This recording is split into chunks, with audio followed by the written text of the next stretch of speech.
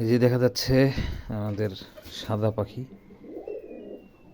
গিরি পাখি, গিরির বাবু, কালো বাবু এবং মুখী। এরা বাইরে ঘুরতে গেছিল, ঘুরে টুরে আসলো। এখন এরা খাঁচায় ঢুকবে, দুপুরে খানা খাবে। ওইখানে 2 জোড়া বাবা মা, তাদের সন্তান, বাকি 2 জোড়া সাদা। ওইখানে 2টা ছোট বেবি আছে হাড়ির উপরে। মুখীর আগে একটা বউ ছিল, উড়ে গেছে। মুখী ডাক দিচ্ছে, ওদের মধ্যে মারামারি চলছে। সুন্দর, খুব সুন্দর।